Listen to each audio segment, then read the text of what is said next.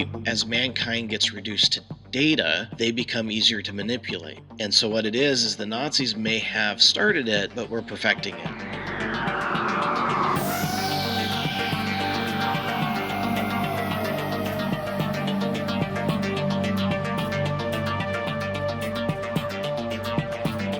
Welcome to the Unrefined Podcast.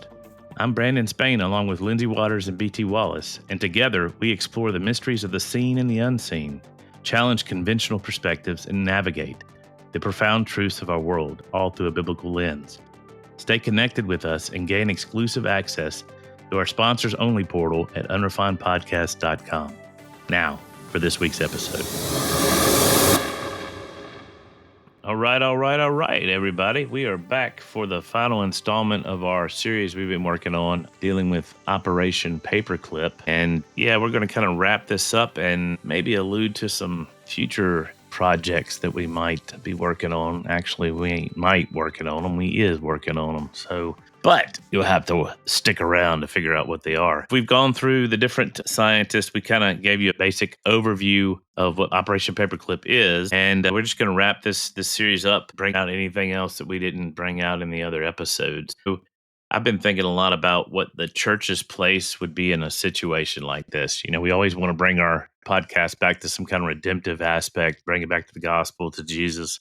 I wrote down some certain topics, and I just wanted to take a few minutes and kind of jump into them, and we can springboard our conversation off of that. Like, the first one was just the moral and ethical dilemmas. I mean, that's almost a no-brainer with this. But what about the moral and ethical dilemmas about taking these murderers? All right, let's be frank, murderers who are not only duplicit in it, they took part in it. It's spun even now after it's come out, and it's a known fact. It's so often spun that, like, Werner von Braun, that he was just a great guy, and he was on the wrong side, and we took him over, and he just jumped into the American way of doing things and was our hero with the rockets. And it's like it's been kind of recolored or rewritten or recalibrated or whatever, and we don't realize, you know, all the connections that these guys had with like some really deep and dark stuff. And fundamentally, to me, it hits Genesis chapter 1, 2, and 3, the sanctity of human life. A lot of conservatives in our country talk about the sanctity of human life, and some, and I'll accept this critique because I think it's valid. Some only think it's before birth. I think it's the entire life. I think for us to be consistent, but it doesn't necessarily mean certain political things that people want it to be during the life. I will say that. So what do you guys think about the sanctity of human life, or the moral compromise that we made for national security in this whole ordeal? Oh, this is just another one of those scars, blemishes kind of on that quote-unquote greatest generation. And I'm not saying they weren't a great generation by any means. In fact, that's the problem, that the greatest generation perpetuated this to a great degree. Some of the same guys that helped win this war, and for the most part, you could probably argue, brought a lot of really bad guys to justice. Yeah, and just Nuremberg. With the other hand, we're bringing in guys who, by rights, should also have gotten some justice, because, you know, we needed a rocket program or better interrogation methods, intelligence, what have you. So yeah, that says so much just about America in general. The sort of elevated status we have makes it worse. You know, we're supposed to be the quote-unquote city on the hill, and that makes it worse when you find out about things like this. It's almost like we're supposed to be better. Yeah, I've thought about this quite a bit, really trying to battle the idea that today, when we see examples of science or scientists or people performing medical anything, that we see them wearing clean white coats. But I'm just sitting there going, gosh, man, I think they're just dipped in blood anymore, especially after reading about Joseph Mengele and some of his experiments. And I really don't believe that the stuff that he had done died in Auschwitz when he left, you know? No. I asked myself the question, do I really think that the thirst for perfecting humanity died or ended with the end of the Third Reich, the fall of the German Nazi Party? And I don't think so, because you guys, after we've done this series, Paperclip really didn't just bring engineers or scientists or chemists. They brought monsters here, and I think their minds were completely intact, but their morality was just amputated, right? And it's Almost psychopathic, huh, BT? I mean, some yeah, and I think psychopaths. that Yeah. they just pass that onto us. And I'm just going to give a couple of examples of what I'm talking about. In today's world, we rewrite DNA like it's a I don't know, a Word document, like a spreadsheet, I guess. This is CRISPR, and it's not science fiction. It's actually something we're doing. Doctors and scientists can say, "Hey, look, your child is going to come out with Down syndrome or this or that mental disability, and we can fix that." You know, it's like we can edit out our imperfections, but I think the reason why God made us the way He made us is so that we can embrace our imperfections and be made perfect in Him. And what that means is this genetic experimentation on mankind isn't saving humanity. I think it's dividing it. And Yeah. it's just showing how expendable people can really truly be. And then something else that had been bouncing around in my mind was like neural interfaces. Neuralink, I guess, is a pretty common one in the news. And Yeah. this is like taking a machine, putting it into the brain. Could you really say with any certainty whatever you think is actually your own thoughts? I mean, that, to be honest, That's crazy. I never thought if you about have a that. machine in your head, it could tell you whatever it's there to. And so it's like you can just flick a switch and tell somebody what the reality is. That's crazy. I never thought about that. I always assumed we could tell the difference between the link and our own voice. But, if you think about it, even in a spiritual sense, we can't tell the difference between the sinister forces in our own voice. It Yeah, uses our own voice. and then this is the other thing. We're living in a post 2020 world, and that's hinting at something so we don't get knocked off of YouTube. But do we really think that the line between medical science and biological weapons is secure? I mean, there was always the threat of it happening in the Gulf War and a handful of other places, and people using biological weapons to kill millions of people. But it's like, gosh, man, we're still experimenting. Viruses get tweaked in labs and they leak out.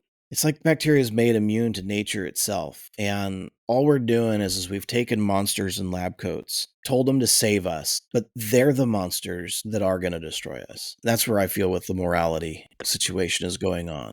That's really interesting. It's like that. I think his name is McLean Thomas. Anyway, he wrote this quote. He said, "We invent our technology, then our technology reinvents us." Well, that's a prime quote. Not dealing with technology, but just dealing with science in general. We invent the science, then the science reinvents us, and it's making monsters. And that's why I think we as Christians have this almost burning impetus to speak to the powers that be. And I think that's an important part of the whole salvation narrative is being able to speak to the powers to be to usher in the new creation um, world, the new Eden. We have to be able to speak to these powers. Yeah. One of the biggest things I've struggled with, guys, and I love our country. I mean, I was raised just like everybody else, patriotic. I knew there were some sus things. I knew it wasn't perfect. I knew it was this, that, and the other. But, just for the past 5, 6, 7 years, my eyes have been open to just horrendous, monstrous things that our government has done. Yeah. Paperclip wasn't like a one-time mistake. I mean, we brought these people over to this country and other countries in the world in order to basically kind of be a stopgap for what was coming up. Operation Paperclip occurred 2 years before, like, the Roswell incident, for example. I mean, it's just like there's all of these weird little happenstances that begin and happen around the time that we're doing this. But Paperclip wasn't like this one-time thing. I think it was a pact. And I think some of the world's leading figures stood, if I were to draw an image, stood at the precipice of the abyss. And they looked down and they said that this is better than what we have behind us. And they jumped in. And that's where we learned that this Wow. idea that the ends justify the means. Yeah. That's the elitist mantra. And what can we say? What can I say to prove that? Well, we just look around. Look in a history book, an American history book. It doesn't matter. But we got wars fought for profit under the banner of freedom, resources stolen, nations are broken, lives reduced to collateral damage, technology advancing at speeds we can't comprehend. And it's all driven by corporations and governments that never stop to ask, should we be doing this? Yeah. And I think it's because Operation Paperclip told them that they didn't have to, that they didn't have to ask.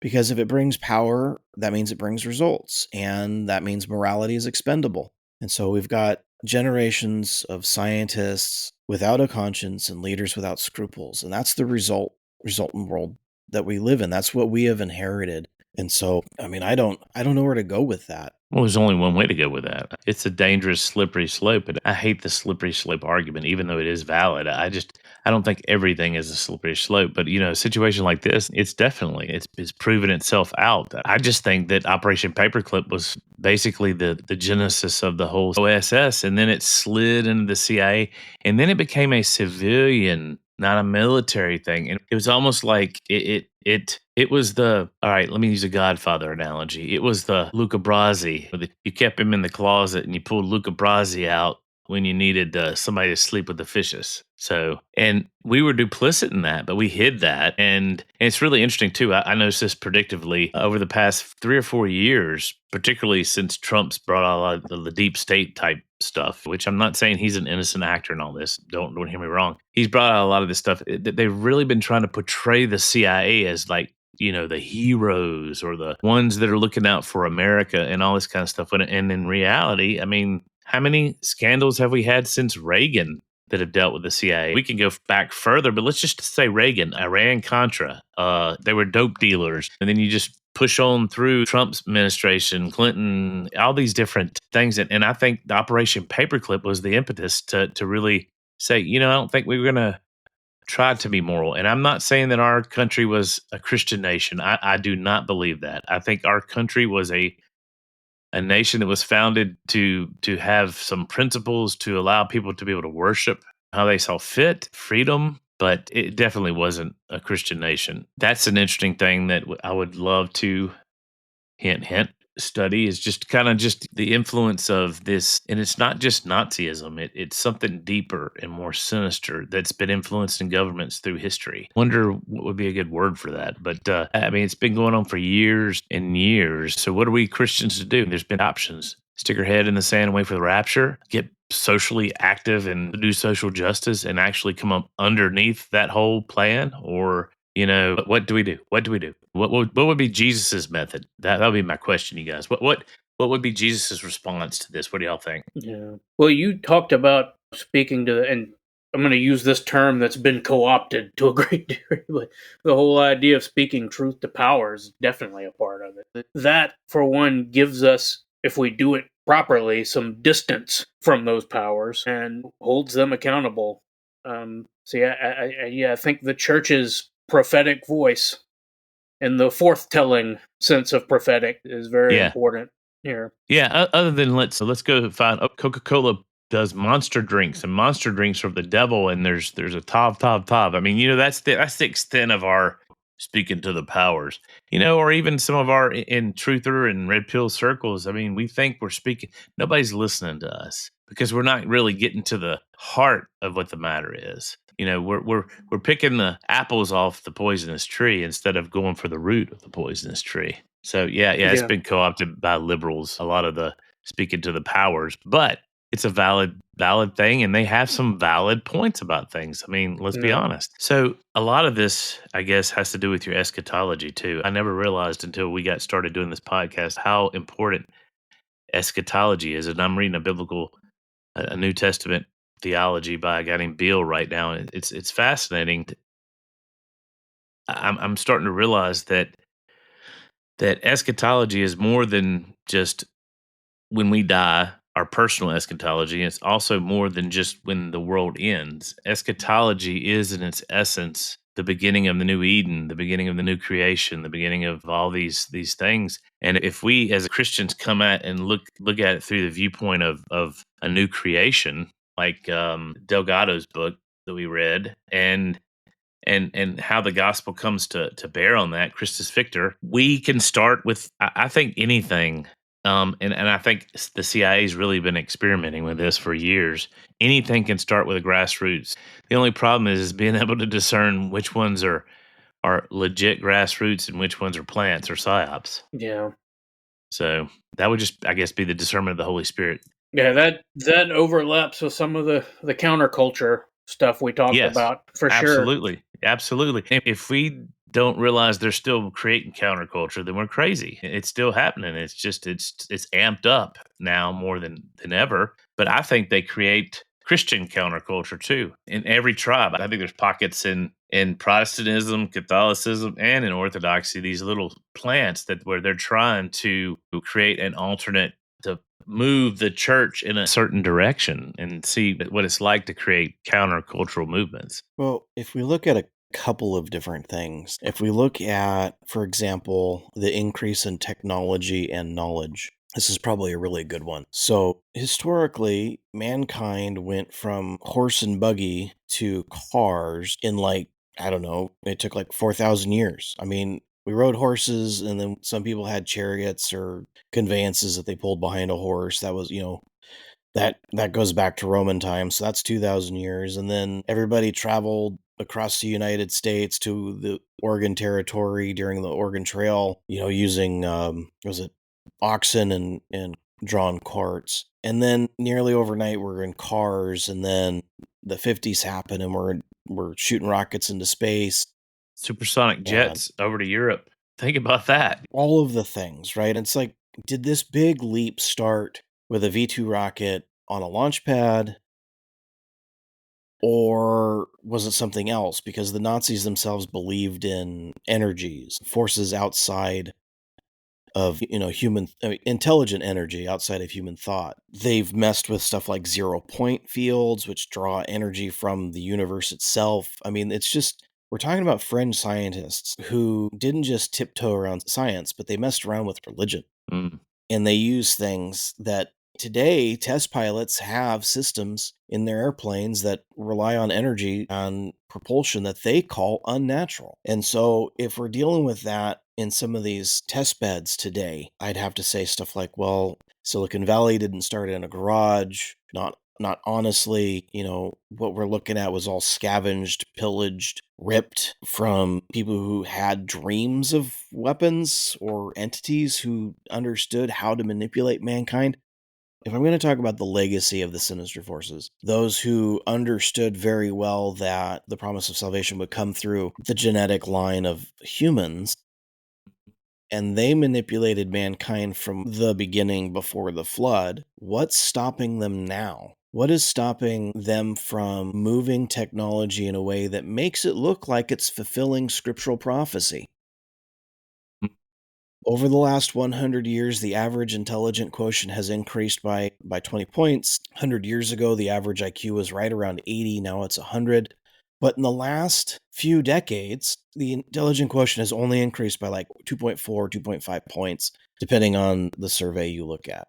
Well, if intelligence is only increased by 2.4 points, which seems to be a little bit more in line with natural increase of knowledge, the illusion is people have more access to knowledge, so therefore knowledge is increasing, right? Because I can pull out my phone and I can Google literally anything I want and have an answer. Well, that doesn't mean it's in my mind. It means I've had to look it up.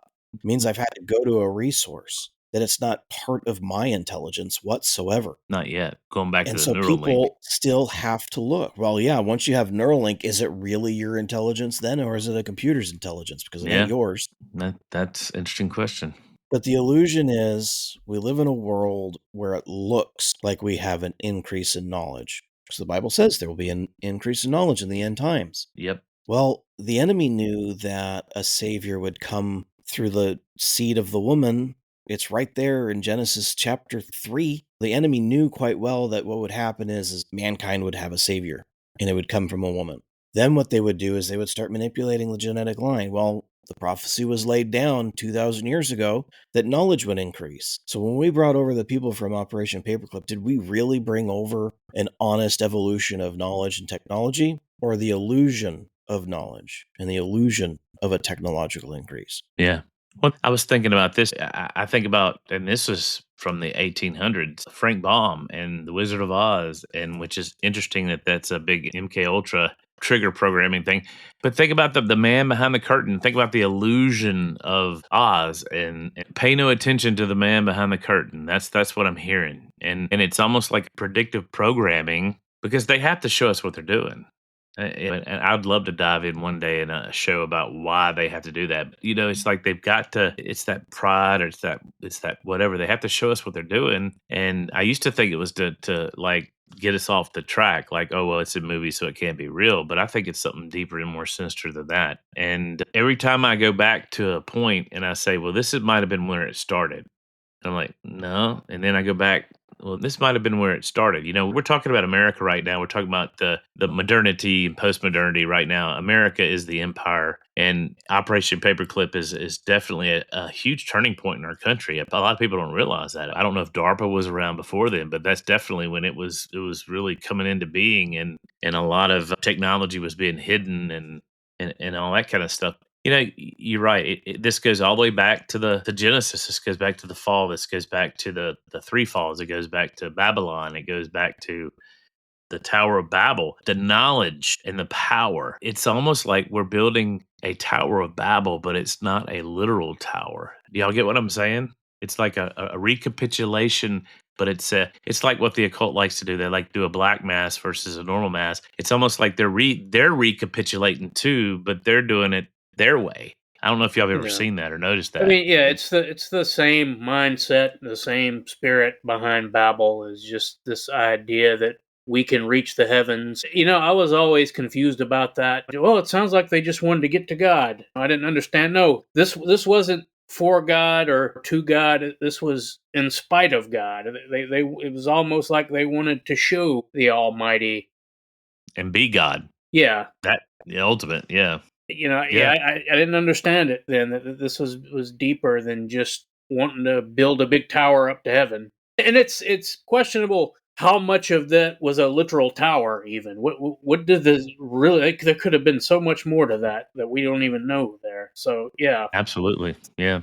I just totally see that recapitulation of the Tower of Babel and just the whole proliferation of us trying to get back to the place of that secret knowledge. They say, as in the days of Noah. I don't think we even. And there's tons of teaching out there, particularly in our truther or red pill circles. I see it everywhere. Speculation about the days of Noah and all this kind of stuff. I don't think we've even scratched the surface of what was going on. Yeah, what that is, that's looking for a sign and wanting to find a sign. There's a handful of different things that are like that, where we're looking for evidence that what we believe is true. I mean, this is a bias. It has a name. Yeah, there's a part of our brain that does it, the reticular activating system. Yeah, it wants to find patterns. It wants to find answers in the unexplainable. Yeah. It's just the way the brain tracks. But see, this is the other thing. I was looking at something, and this probably should have been mentioned in one of the earlier shows, but I don't know if you guys knew this, but the Nazis had this system of tracking everybody and everything. Like if you went somewhere, it was like marked in a ledger. Wow. I don't know if you guys knew that or... No, not at all. But like the punch card system is kind of from them. Mm-hmm. So like anybody who clocks in through a punch card system at work, that came from Nazi Germany.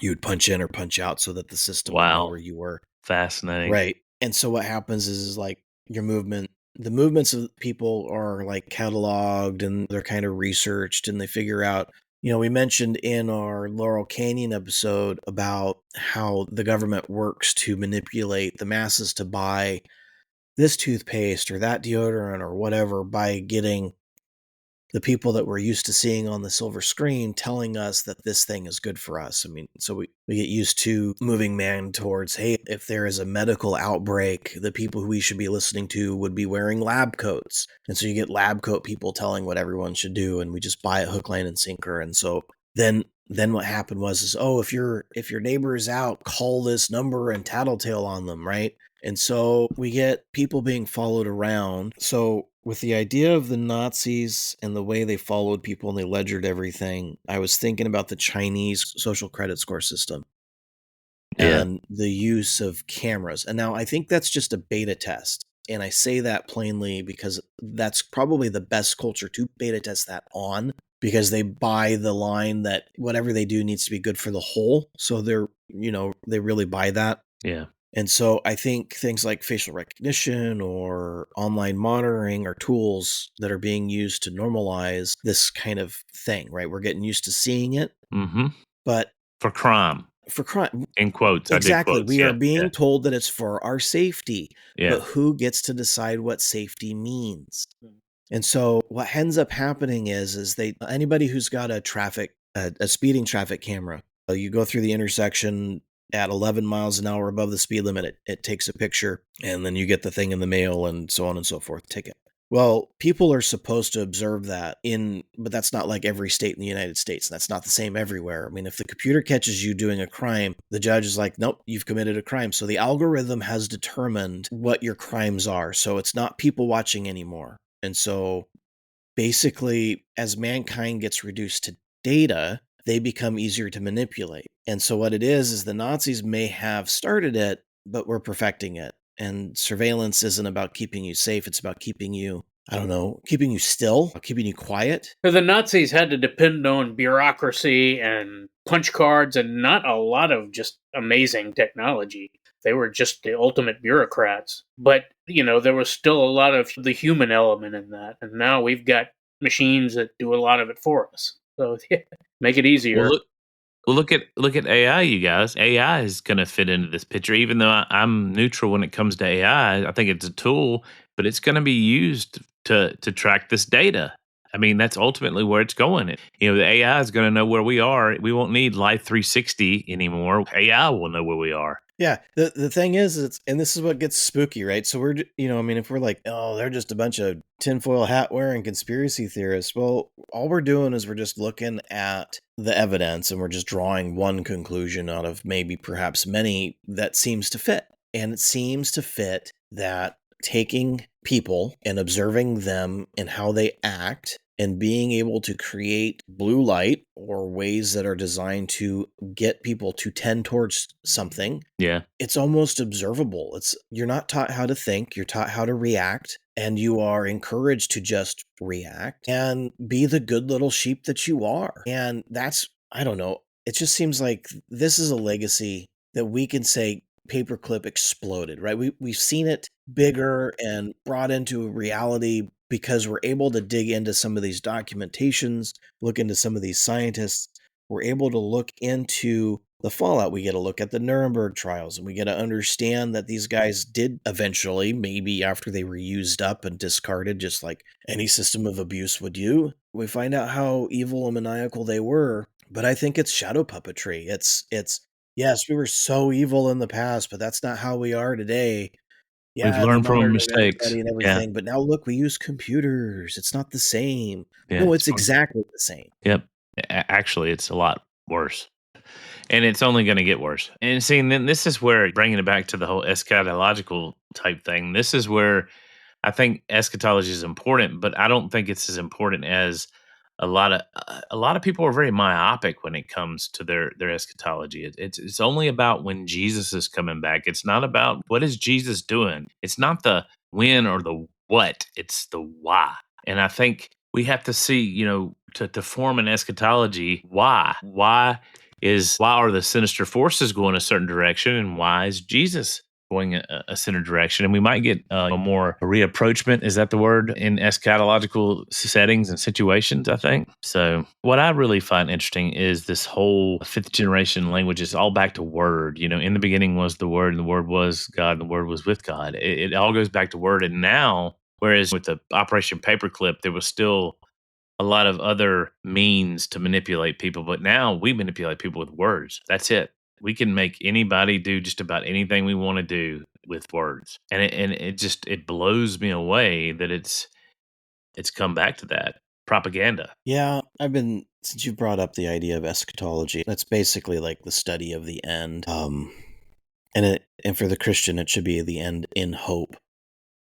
Yes, The opportunity of a greater blessed hope. good comes from Yeah, the darkness. And it's like, here's the thing about Operation Paperclip and everything that grew from it. The technological power, the moral compromises, the surveillance, the unholy tinkering with life itself. It just proves that we are now living in a world that's really built on decay, rot, destruction of life. And if we were to compare it like the Tower of Babel event Lindsay was saying, this is kind of like a tower that it's cracking at its foundations, and we can stand here and we can look at all of the putrefaction that came from all of everything as something that's, I don't know, shattering now. It's people should be becoming a little bit more aware that we've entered into this dark time, right? And I really think that the night is darkest before the dawn is an Yeah. honest statement. Yeah. And it's really, I don't know, I think that that darkness is bearable because it helps us recognize that the dawn is coming. Rise and shine, for this light has come. You know, that Isaiah passage. We're living in systems that were built on stolen knowledge, immoral science, and it's just collapsing. It's Mm-hmm. what happened when the Watchers couldn't watch anymore and the towers finally crumble, and do we finally get to start again? And so I think, and I've been looking at eschatology elsewhere and reading up, basically on the four last things, and it's not just about the destruction. I think it's about the fact that it's necessary, that we need to burn away the corrupt, as it says in Corinthians, that everything will be consumed in fire. Yeah.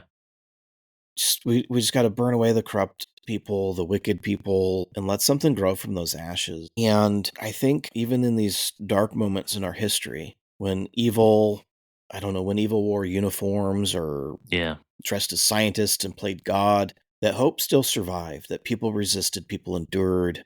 Yes. And it's this arc of eschatology, the arc of the end, that reminds us that even when it comes, because make no mistake, it will, that it's never the end of everything. It's, maybe the beginning of something new and better. Well, and too, that purging of fire you're talking about, I always thought, well, the world's going to be burned up and recreated, but no.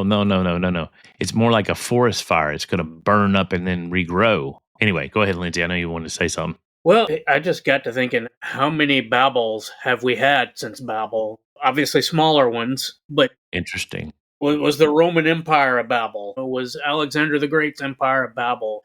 Was the British Empire a Babel? Are we the latest Babel that's about to fall? And after Babel always comes some sort of chaos. I think we forget that whole changing of the languages, the confusion. I always pictured it as, oh, well, people couldn't understand each other, so they just kind of... No, that would have been turmoil. I mean, there's no telling what sort of strife came from that. The confusion, people forming factions, finding who spoke their language. But I'm getting a little off topic. My point is, I think we think there was Babel, and then there won't be another thing like that until the end. And yeah, there will be. Whatever your eschatological views, other than some sort of wacky full preterism, which is nonsense. But anything less than that, you believe things will get bad right before Christ comes. So I just think we need to strap in for whatever Babel we might be in now, and several more to come before Jesus comes back, depending on how things play out. Babel may have been the big event, and there'll be a bigger one around the time Christ returns. But man, we've had Babels, and we'll have more of them. And we may be on the cusp of some sort of Babel fall right now that won't necessarily be the return of Christ. Well, and Lindsay, I agree with you. And I think this is where, like, sort of our niche comes into picture. And our niche is not just, for those of you who don't know, Lindsay and I, we plant organic type house churches, but I don't like the nomenclature of house church because it's loaded, but just organic expressions by making disciples and letting the church manifest out of that. But irregardless of all that, there is a drive in every group I know, from Catholic to the lowest church there is, to make disciples. People are seeing a need that our people in the pews, they need to take ownership of their faith, and it needs to begin to cost them something.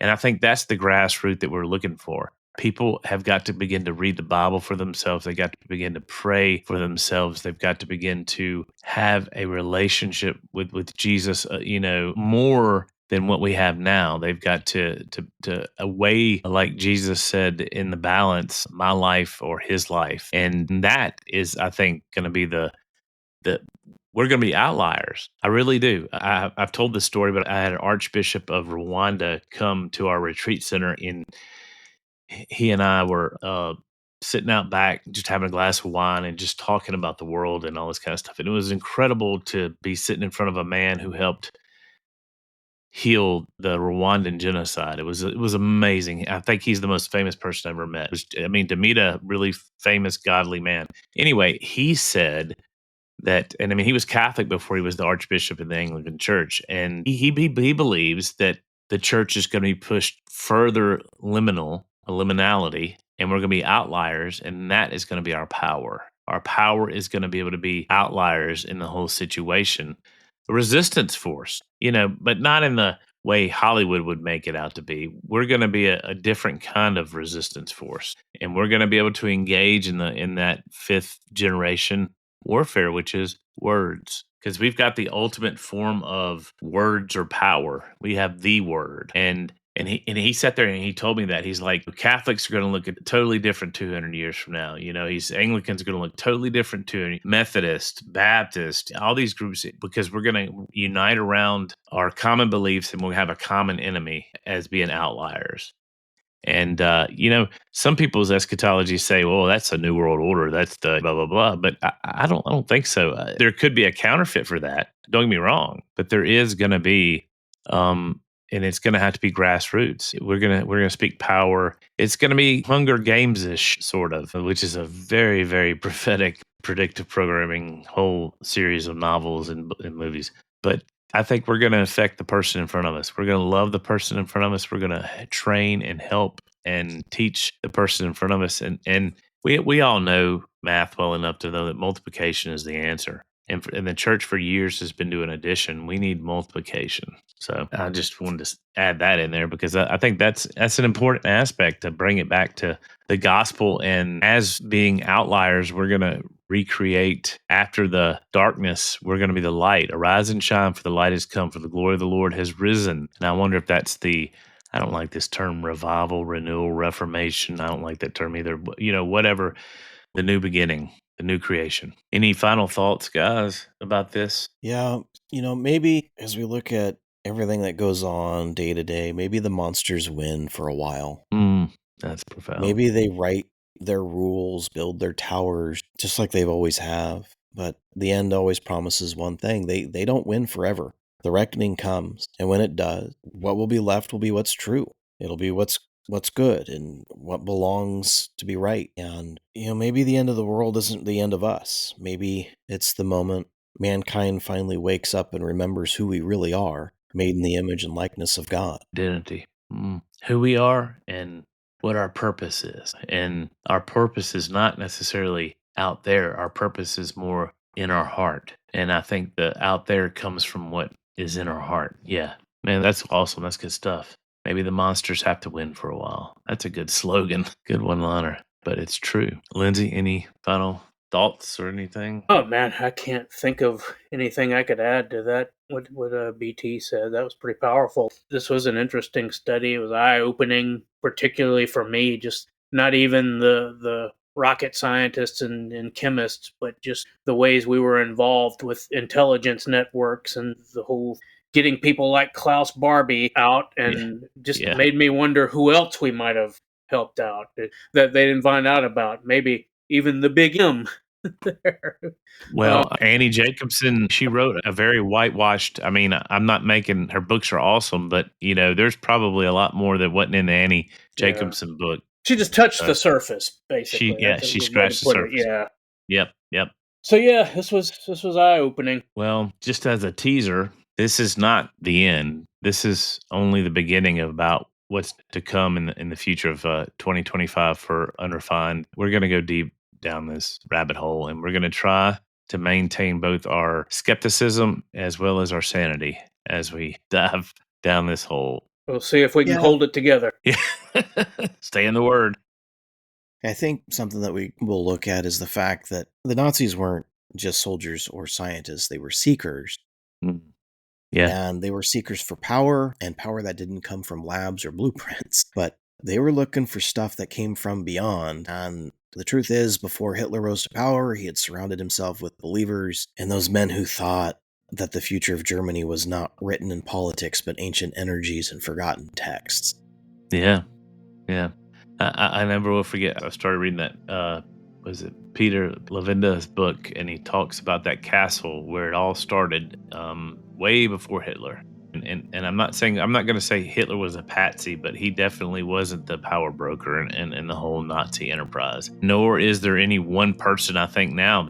Mark my word, you guys, take this to the bank. The Nazis are not gone, and they're not all right-wing Trump supporters.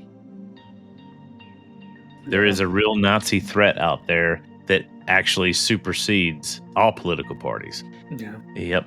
Well, thank you for joining us, audience, in this deep dive into the Operation Paperclip. I don't really feel that was too deep of a dive, but we just scratched the surface. There's so much more. But we wanted to go deeper than the average, and we wanted to make it more than just a conspiracy theory. We wanted to bring it into the overarch of the narrative that is life. And so we thoroughly enjoyed this. And you guys, you're not going to be able to wait for what's coming. So, brothers, thank you.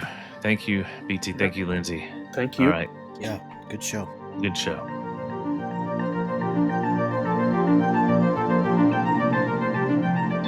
Thanks for listening and supporting us. And remember, stay naturally supernatural.